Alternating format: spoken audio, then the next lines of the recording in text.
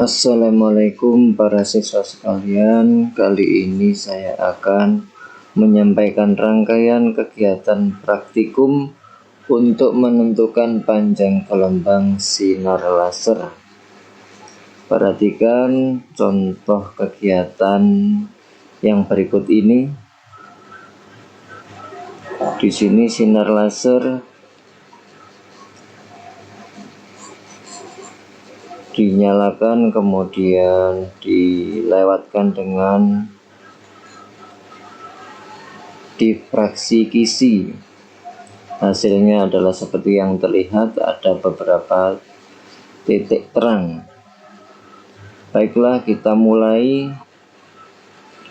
Alat dan bahan kegiatan ini yang harus disiapkan adalah laser. Laser bisa warna hijau atau yang merah atau yang lain. Kemudian kisi difraksi. Kisi difraksi di sini ada yang sebelah kiri 100 garis per milimeter, yang sebelah kanan 300 garis per milimeter, yang tengah ya. Berikutnya yang sebelah kanan adalah 600 garis per milimeter. Nanti kegiatannya adalah kita menggunakan yang tengah, yaitu yang 300 garis per milimeter. Berikutnya,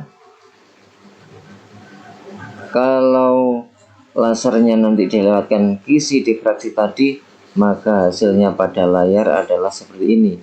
Ada titik pusat, ada titik terang sebelah kanan, sebelah kiri, sebelah kanannya.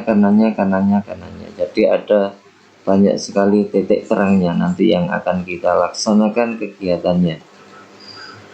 Berikutnya yang disiapkan adalah kertas manila, kemudian penggaris atau meteran, berikutnya spidol.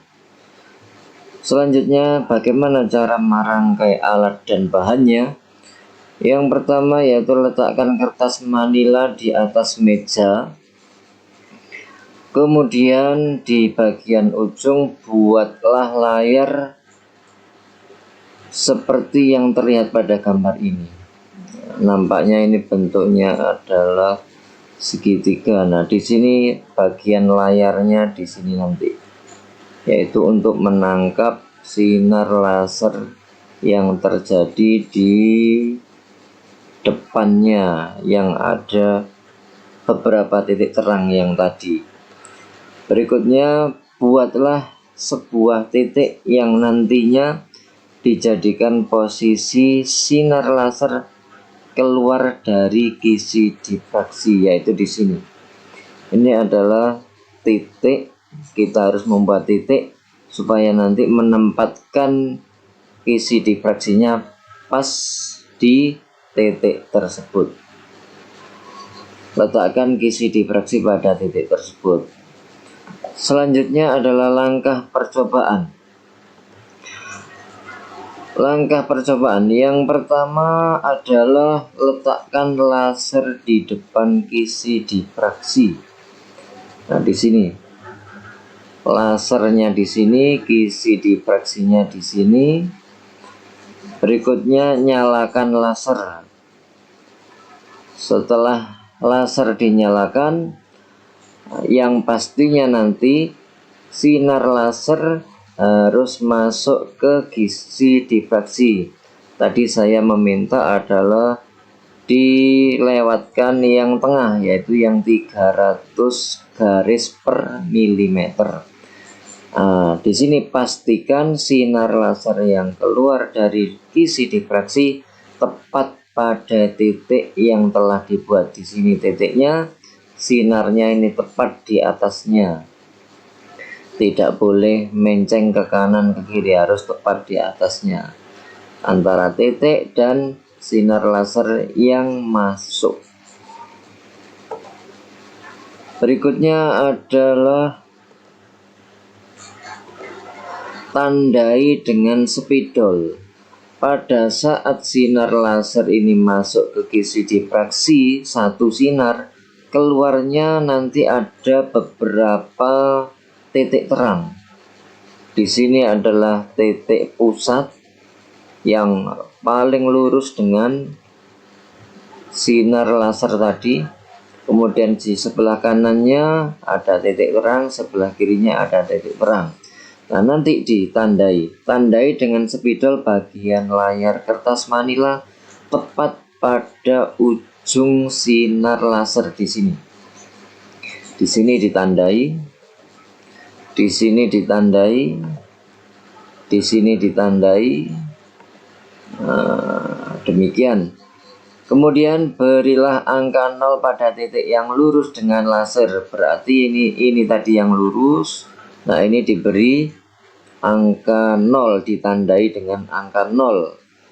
Kemudian angka 1 pada titik di sampingnya. Berarti di sini, di sebelah kanan di sini adalah 1. Nah, di sini kalau ingin ditandai ini juga 1. Berarti yang sebelah kanannya 0, sebelah kirinya 0 adalah 1. Nah, ini diberi angka 1 atau tidak terserah, bebas. Kita tandai sebelah kanannya adalah angka 1. Selanjutnya sebelah kanannya lagi adalah angka 2. Berikutnya kalau di sebelah kanannya nampak, nanti kalian prakteknya di sini harus nampak, maka di sini juga ditandai angka 3. Selanjutnya adalah ukurlah jarak titik 0 dengan titik 1 sebagai P1. Nah, berarti di sini titik 0 dengan titik 1 adalah diukur berapa sentimeter, nanti dicatat sebagai P1. Berikutnya 0 sampai titik 2 sebagai P2 berapa sentimeter. Berikutnya 0 sampai titik 3 ditandai, diukur dengan P sebagai P3. Selanjutnya kita akan mengukur layarnya, yaitu ukurlah jarak titik S yang tadi dibuat dengan titik 1 sebagai L1. Kita catat berapa sentimeter. Selanjutnya titik S dengan titik 2 sebagai L2, kita catat berapa sentimeter. Berikutnya juga L3 nya juga dicatat berapa sentimeter. Nah, berikut ini adalah contoh kegiatan yang sudah dilaksanakan. Nanti kita catat masing-masing kolom di sini harus tepat sesuai dengan pengukuran. Setelah dapat data 1, data 2, data 3 nanti di rata-rata, dan di sini hasilnya adalah 525 nanometer. Nah, demikian secara singkat penjelasan langkah-langkah untuk menentukan panjang gelombang sinar laser. Sederhana. Nah, apa sih tujuannya? Tujuan dari percobaan ini adalah untuk melihat sifat gelombang cahaya. Baik, kita sekarang lihat alat dan bahannya. Bahannya sangat sederhana, yaitu adalah sehelai rambut. Sehelai rambut ini kita letakkan di sebuah kardus yang telah kita potong. Ukurannya sekitar 4 cm x 4 cm. Lalu kita lubangi di tengahnya sekitar 2 cm x 2 cm. Lalu kita letakkan sehelai rambut ini dan kita rekatkan dengan selotip. Bahan yang kedua adalah laser pointer. Laser pointer inilah yang akan kita gunakan untuk melihat pola-pola interferensinya. Oke, bagaimana prosedurnya? Yuk kita lihat. Nah, pertama laser pointernya kita letakkan di tempat yang tetap, tidak goyang. Kemudian ini sehelai rambutnya tadi kita tempatkan di tripod, ya, supaya stabil. Kemudian nanti sinar lasernya itu akan kita kenakan ke rambut ini. Oke, kemudian berikutnya kita memerlukan dinding supaya kita bisa melihat pola-pola interferensi si laser. Nah, lasernya telah kita nyalakan. Laser ini akan kita arahkan ke sehelai rambut yang tadi. Nah, seperti ini kan belum lasernya belum mengenai rambutnya kan. Jadi kita usahakan agar sinar lasernya ini mengenai si rambutnya. Oke, sepertinya ya. Nah, sedikit lagi ya. Oke, sudah kena ya. Jadi kalau kita lihat di dinding ini kan terlihat agak berbeda ya dibandingkan kalau sinar lasernya tidak mengenai si rambut tadi. Oke, sekarang kita mau lihat setupnya dari tampak depan. Nah, ini tampak depannya. Jadi ini posisi lasernya dan di sini posisi selai rambutnya. Dari sini kita bisa melihat bahwa cahaya sinar laser telah mengenai si sehelai rambut ini. Oke, jadi gimanakah pola yang terbentuk di dinding? Oke, ini dia. Mari kita lihat bersama-sama. Oke, sinar lasernya tadi sudah mengenai rambut. Mengenai rambut ini. Oke, kita akan melihat dari dekat pola sinar laser yang terlihat di dinding. Ini ya, udah kelihatan ya. Oke, kita lihat dari dekat. Ya, seperti inilah pola-pola interferensi yang dihasilkan ketika sinar laser tadi mengenai sehelai rambut. Nah, kita akan melihat dari lebih dekat lagi. Nah, ini kalau kita lihat lebih dekat lagi.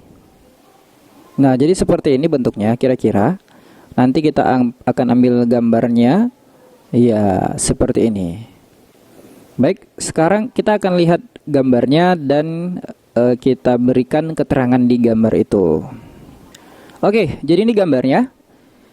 Nah, untuk gambar yang terang di tengah ini, ya kita sebut namanya sebagai terang pusat. Kemudian terang yang di sebelahnya ini yang warna hijau namanya terang 1, terang 1. Di sebelahnya lagi ada terang 2, dan ada terang 3, terang 4 dan seterusnya. Di antara terang pusat dan terang 1 ini ada gelap 1, di sini juga gelap 1, yang ini yang gelap. Dan di antara terang 1 terang 2 ada gelap 2, yang ini dia, yang ini. Ini juga antara terang 1 dan terang 2 ada gelap 2. Di antara terang 2 dengan terang 3 ada gelap 3 ini. Nih. Dan antara terang 2 dengan terang 3 di sebelah kanan ini juga ada gelap 3 dan seterusnya. Nah, jadi ini adalah pola interferensi yang terjadi apabila sinar laser kita lewatkan dari sehelai rambut. Oke, baiklah. Terima kasih sudah menonton. Assalamualaikum warahmatullahi wabarakatuh.